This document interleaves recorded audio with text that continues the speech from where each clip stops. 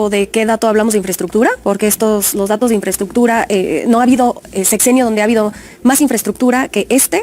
Yo pregunto en el último sexenio que tuvo el PAN, ¿qué obra de infraestructura tuvo? La verdad, más allá de la barda que dejaron en la refinería que no acabaron, o sea, no me queda claro cómo le pueden decir a la gente que este sexenio no ha habido infraestructura cuando hay 2 aeropuertos nuevos, un Tren Maya, una refinería, etcétera. O sea, Hola amigos, bienvenidos a su canal Legión Política. Aquí tenemos a Diana Ávila por parte representante de Xóchitl Gálvez y a Renata Turren por la doctora Claudia Sheinbaum. Hablan estrategias, proyecto de nación, infraestructura, el tema a tocar, y lo que es la educación. Veamos hasta dónde la parte opositora siempre descalifica todo lo que se llama 4T. Por eso pongo a su consideración este contenido. Veamos hasta dónde llega esta plática o este debate. Bueno, amigos y amigas, yo soy Francis.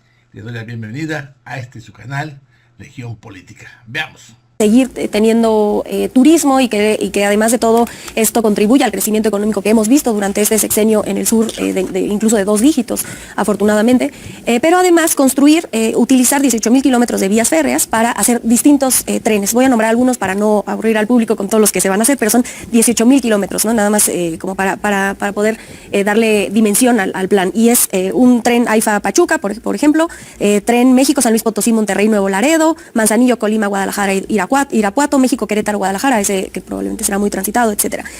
Lo segundo es mantener esta zona libre en el norte del país, la franja, que ha sido muy positiva para los estados fronterizos. Y tercero, la ampliación de los aeropuertos, que se inicia en este sexenio con el AIFA, en el sur también en Tulum, pero seguir ampliando la capacidad aeroportuaria para que la gente, los extranjeros y el turismo nacional puedan seguir viniendo.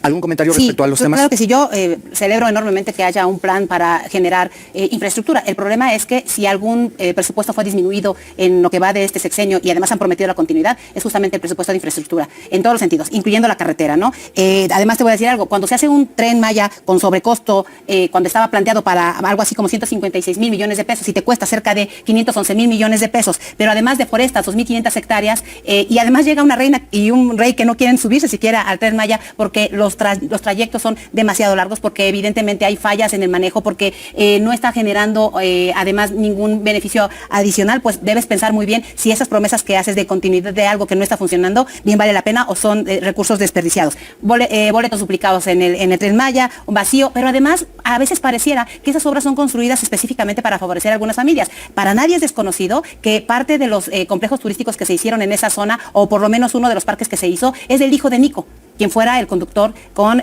Andrés Manuel López Obrador, que por cierto compró los terrenos, curiosamente, Paco, en el 2018. Entonces, si tú construyes para las familias del bienestar, es decir, las familias de los amigos de los hijos del presidente o los colaboradores del presidente, pues entonces la derrama para este país no está siendo correcta, ¿no? Correcto. Renata, ¿alguna respuesta? No me queda claro de qué dato hablamos de infraestructura, porque los datos de infraestructura, no ha habido sexenio donde ha habido más infraestructura que este.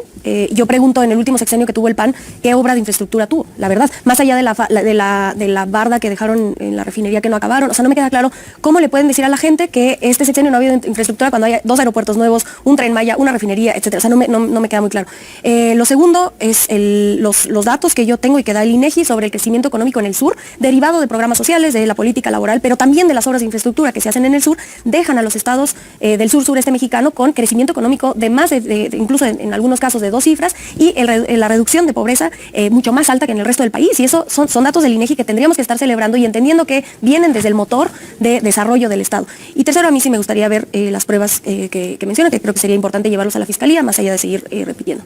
Primero, ya hay denuncias al respecto con el caso concreto de los... Muy breve, Ariana, sí, ya hay denuncias. Segundo, bueno, entiendo que haya quienes piensen que México inició a partir del 2018 y que no hay infraestructura, pero hacer obras a sobreprecio, 2 obras, que son grandes obras que se cacarean enormemente como en los años 70 cuando se hacían obras así, pues es entendible, pero no, la infraestructura tiene mucho más que ver. Infraestructura carretera, si tú recorres este país en carretera, las carreteras están completamente devastadas y eso es para el turismo muy importante. Renta, si tú avanzas por la zona del aeropuerto, de nada te sirve tener un AIFA que está completamente vacío, ¿no? Es decir, algo que no es útil, pues la verdad es que tampoco sirve para un país que se supone tiene generación de desarrollo. Y segundo, no es lo mismo medir ingresos de verdad, Renata, y además establecer gastos. Cuando se mide la pobreza solo a través del ingreso, que entiendo el tema de los empleos temporales, que no fijos, cuando terminen las obras vamos a ver qué va a pasar, y cuando la gente empieza a gastar mucho más de lo que tiene, pues entonces veremos ya los datos efectivamente de la pobreza. Recuerda que cambiaron los indicadores del Coneval, solo es para que lo tengas ahí con mucha claridad.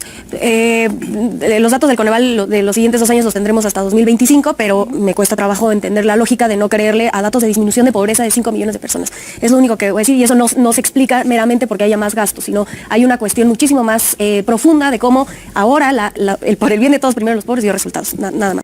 Sobre la nueva escuela mexicana, yo sí lamento que se llame mediocre a los niños, incluso a la media, al formato, a la idea de la nueva escuela mexicana, que de hecho incluye o retoma la forma en la que muchos de los niños de escuelas privadas en la Ciudad de México toman. Es falso que no haya matemáticas, es falso que no haya ciencias. Lo que pasa es que ahora no se enseña, a ver, matemáticas, 5 más 5 es 10, 6 más 6 es 12. Bueno, vamos a pasar a ciencias naturales. Ya no se enseña así. En las mejores escuelas del mundo no se enseña así, sino se enseña de manera integral. Entonces es falso decir que no hay matemáticas o que no hay ciencia en la nueva escuela mexicana. Claudia Sheinbaum ha dicho que está a favor del fortalecimiento de la nueva escuela mexicana y, por supuesto, el movimiento de López Obrador, incluyendo a Claudia Sheinbaum, alejándose de la reforma de Peña Nieto que ahora encabeza Xochitl Gálvez. Bueno, para empezar, déjenme decirte, México no fue Dinamarca en salud, tampoco somos ahora, como prometieron, Singapur en educación.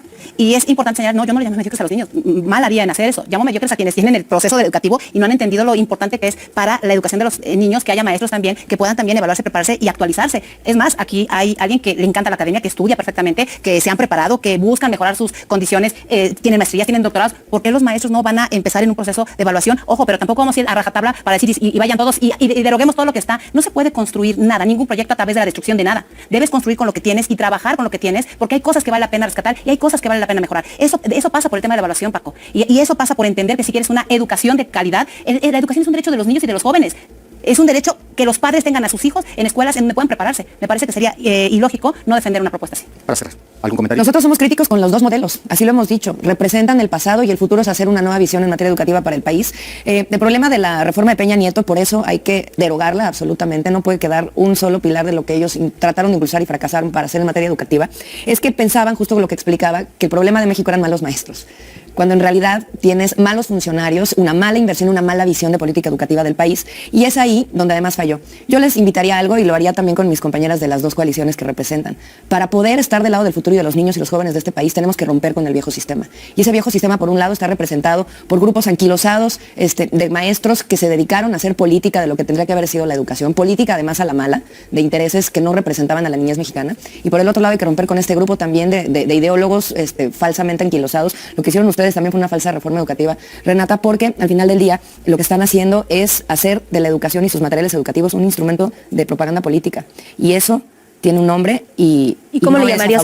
Genuinamente tengo la curiosidad de saber cómo le llamarían a los libros. O sea, todos los libros de texto gratuito tienen una cuestión ideológica detrás. Eso es obvio. La política educativa tiene un planteamiento político detrás, un planteamiento ideológico. Pero claro. No son panfletos de propaganda. No son. Bueno, eso es una exageración. De propaganda electoral no me parece que no corresponde. No son. Pero eso es falso. Bueno, eso lo he revisado. Habla de menstruación. Claro, habla de menstruación, del movimiento feminista.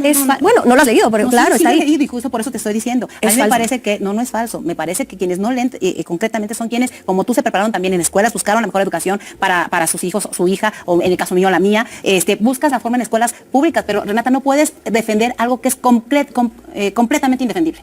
Y el modelo educativo que plantean es completamente indefendible. Lo que yo estoy diciendo es que los libros de texto gratuito del régimen neoliberal tenían impreso la ideología neoliberal, o eran puros. O sea, ¿cómo creen que se construye dentro del movimiento sí, pero el PRI robó más. No, lo que estoy diciendo, y dentro del movimiento de López Obrador, vaya que hay hijos favoritos del neoliberalismo.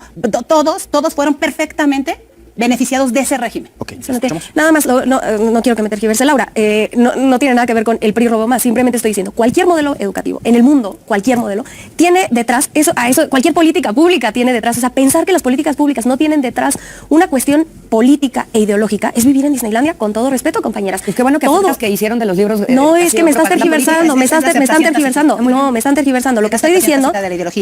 Okay, bueno, es que parece que en cualquier escuela de políticas públicas a las que se enfrenten, ustedes encontrarán que el régimen que construye las políticas públicas tiene una ideología por la cual la gente votó y que esa ideología está en las diferentes políticas públicas. Pues así funciona. ¿Cuál es la diferencia? Las metodologías en cuanto a la infraestructura de los desarrollos de un país siempre va enfocado al beneficio del pueblo, en el caso nosotros los mexicanos. La educación, lo mismo. Entonces, amigos, hay que tener un poquito de madurez e inteligencia, perdón, porque esto es un proceso, y los procesos son etapas. Ellos quieren, los opositores, que el cambio se note en 4, 5, 6 años, cuando este sistema que estuvieron gobernando a este país, lo tuvieron por más de 70 años. Y esto es una prueba y muestra que marca la desesperación de estos representantes, tanto del Movimiento Ciudadano como de Xóchitl Gálvez, donde realmente muestran esto que se llama, pues, puedo poner el nombre de desesperación, frustración y derrota. Bueno, amigos, amigas, ahí está la información, compártanla. Y gracias por suscribirse a su canal, que es totalmente gratuito. Activen la campanita, eso nos ayuda mucho. No vivimos del gobierno, somos autónomos, no recibimos chayote. Así que este es su canal, Legión Política. Nos vemos en una próxima emisión. Adiós.